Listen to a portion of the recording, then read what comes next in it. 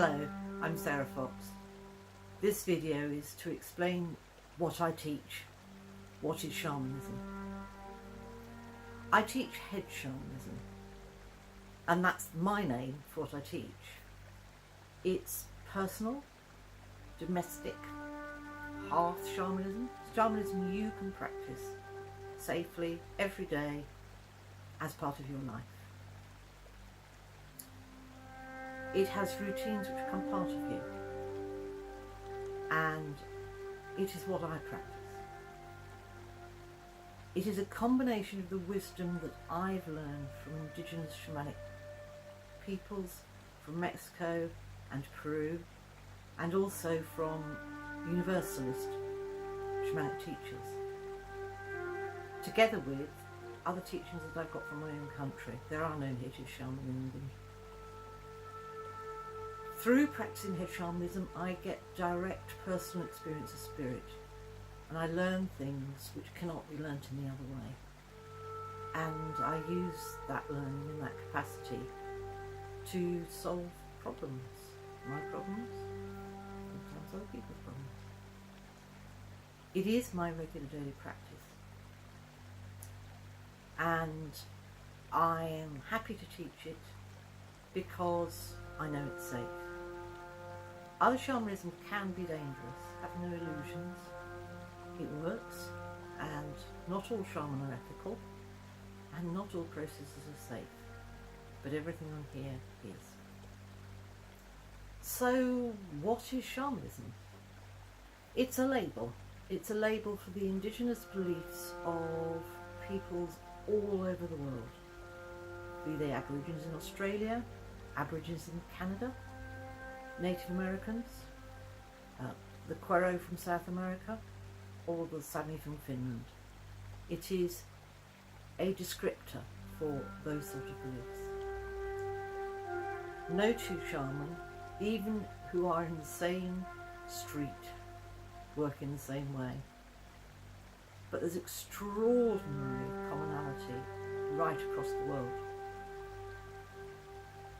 The universalist shaman have brought together those common beliefs and worked with them.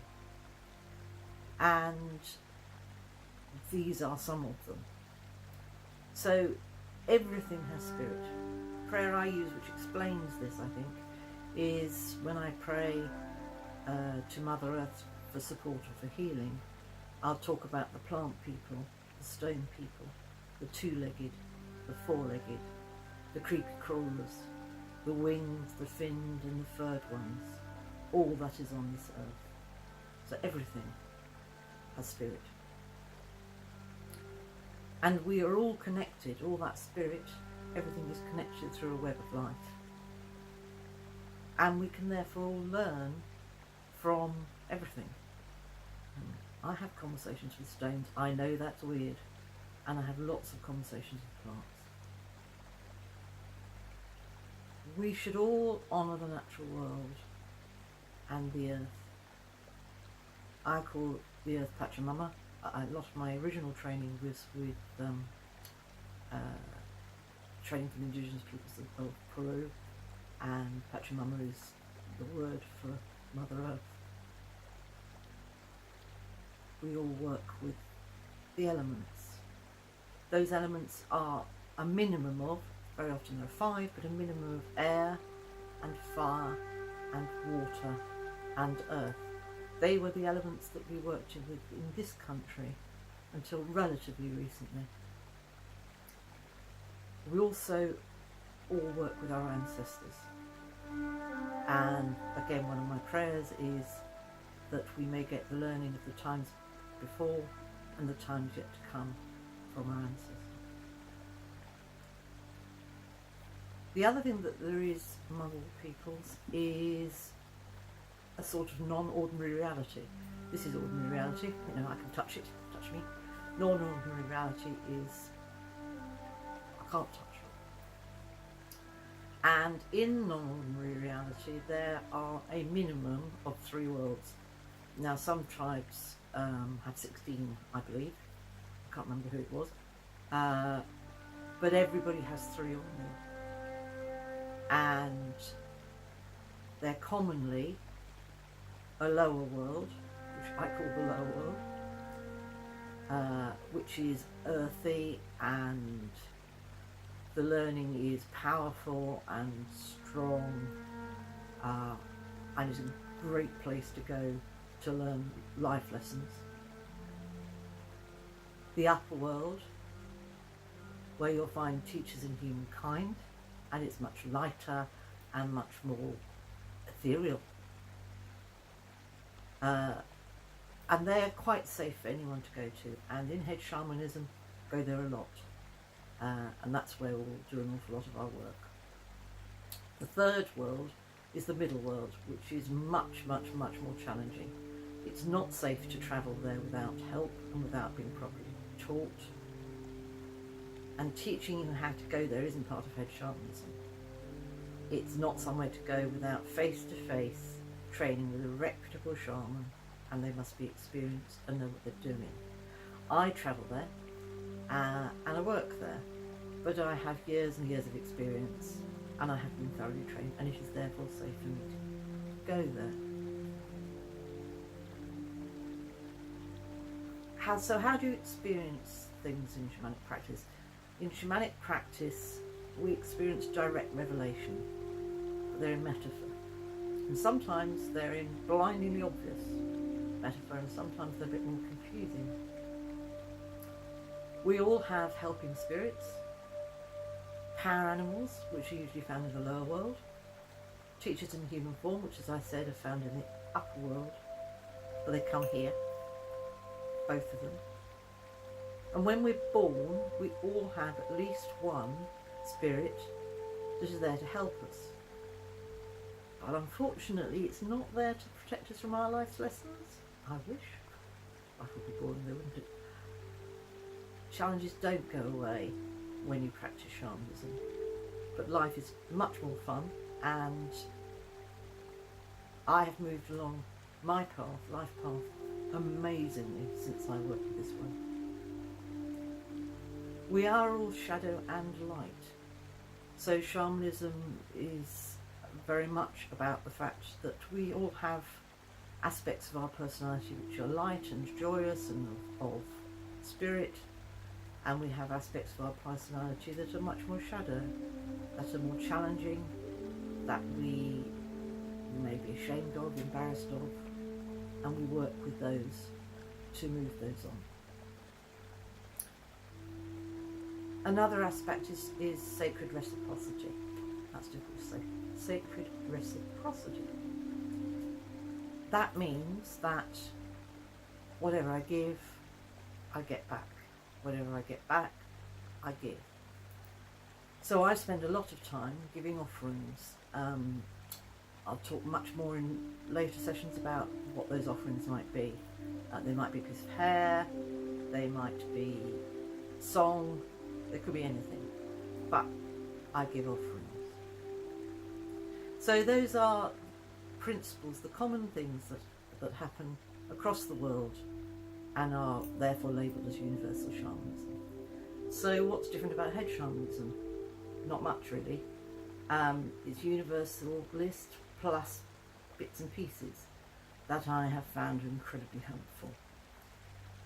There are some principles which I think explain things more easily, in a sense, to a Western world. We all have a conscious mind. I expect we all realise we have a conscious mind. But we all have an unconscious mind, and that's the centre of power within ourselves. We have a higher self. Now that can be conceived of in lots of different ways. For me, I am part of, and it is part of me, when I talk about the Great Spirit, Creator, God, you who have 1,000 names, and you who are the unnameable one, who is in me and in all things. We can trust them all. We can trust our conscious mind, our unconscious mind, and our higher self. Our unconscious mind really wants to communicate with us, but it works symbolically, so it's quite difficult to communicate with sometimes. It's very easy to misread symbols. And so it's really important that we always, always, always trust the first thing that comes up. I have quite bitter experience, really, of occasions when I thought, oh no, that can't be right. And then I put my ego into explaining what something meant. Absolutely every time I'm wrong. I don't know why I do it, but I still do, because my ego gets in the way.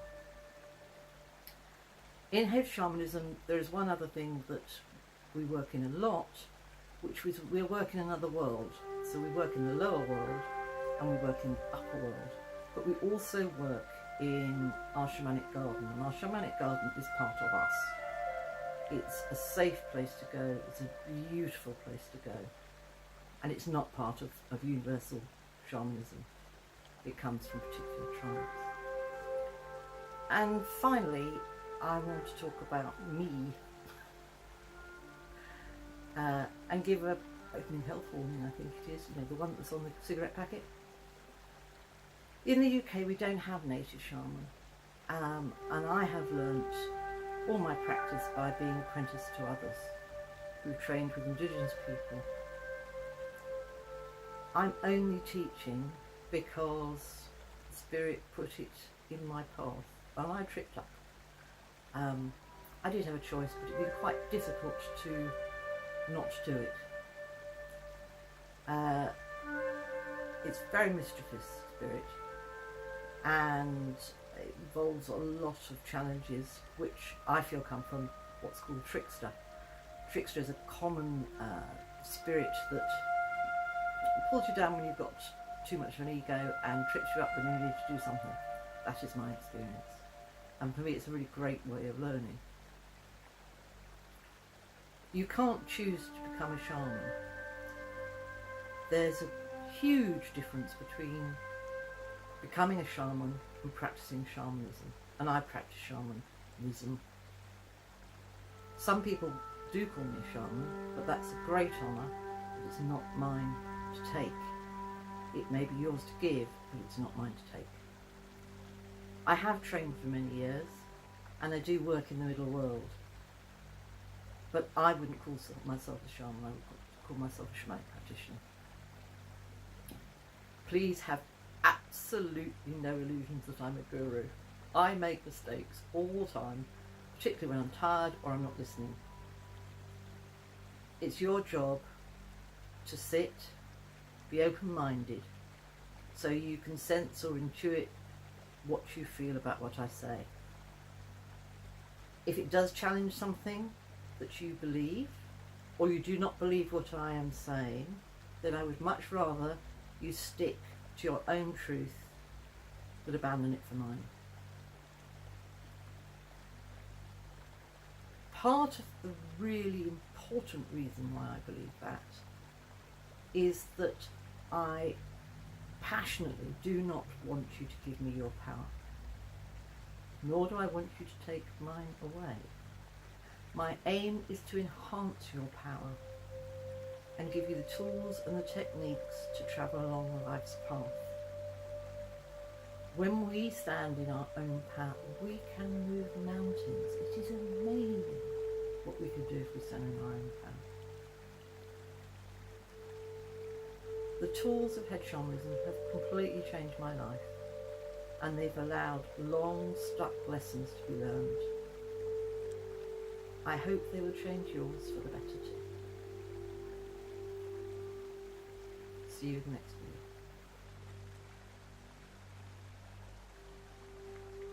If you enjoyed this video, please give it a thumbs up. It really means so much to me. If you have any questions, please put them in the comments and I will get back to you as soon as I can. Please subscribe to the channel. So very much love. Sarah.